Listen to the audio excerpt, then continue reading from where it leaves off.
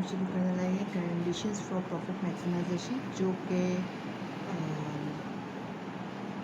Producer theory का हिस्सा है, ठीक है। और ये इस्तेमाल होता है आपका आगे जब मार्केट्स पढ़ी जाती हैं, जिसमें परफेक्ट कंपटीशन, मोनोपोली, ओलिगोपोली, जिसमें ओलिगोपोली के अंदर बर्ट्रेंड और कॉर्नर ओलिगोपोली भी आता है, तो उसके अंदर इस्तेमाल होता है, ठीक है। तो मैं अब आपको ग्राफिकली जो है इन कंडीशंस को एक्सप्लेन करूँगी, ठीक है, ताकि हम आगे जब इनको मार्केट्स पे अप्लाई करेंगे तो हमें एक डिटेल वेरिफिकेशन करने की ज़रूरत है, क्योंकि डिटेल के साथ हम अभी पढ़ चुके हैं, ठीक है। तो इसकी दो कंडीशंस बनती हैं। सबसे पहली, marginal revenue should be equal to marginal cost, ठीक है। Marginal revenue should be equal to marginal cost. Secondly, derivative of marginal revenue with respect to output should be less than the derivative of marginal cost with respect to the output in arithmetic sense। अगर absolute होता तो क्या होता है कि हमारा जो positive या नेगेटिव का साइन होता है वो ख़त्म हो जाता है। तो इन अर्थमेटिक सेंस का मतलब ये कि पॉजिटिव और नेगेटिव का जो साइन होगा वो रखा जाएगा, उस सेंस में बात की जाएगी, ठीक है। तो इस कंडीशन को अपनी नज़र में रखिएगा, इसके आगे ग्राफ बना रहे हैं, ठीक है। ये मैं कोशिश करूँगी मैं इतने से एरिया में ग्राफ बना दूँ,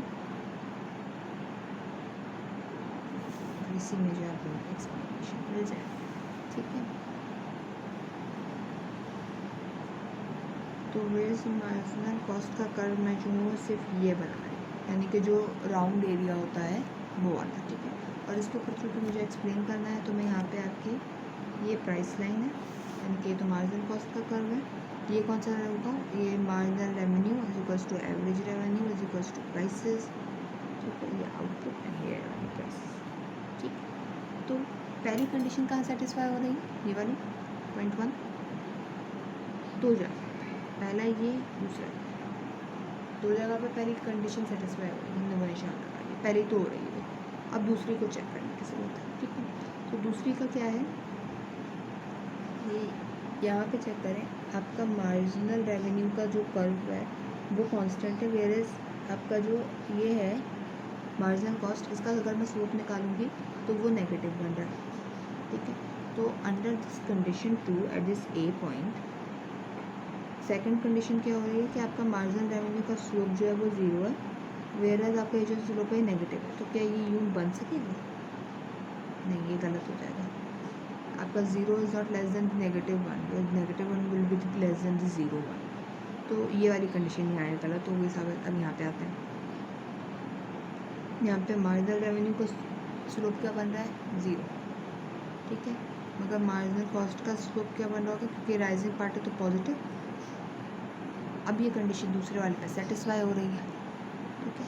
तो what is the profit maximisation condition, marginal revenue should be equal to marginal cost and the slope of marginal revenue with respect to output should be less than the slope of marginal cost with respect to output, ठीक है।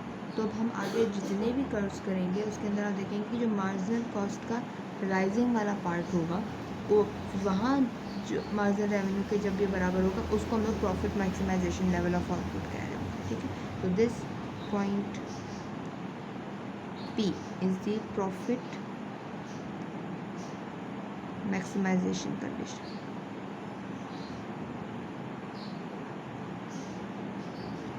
उम्मीद करती हूँ ये चीज़ clear हो गई होगी अब आपको, ठीक।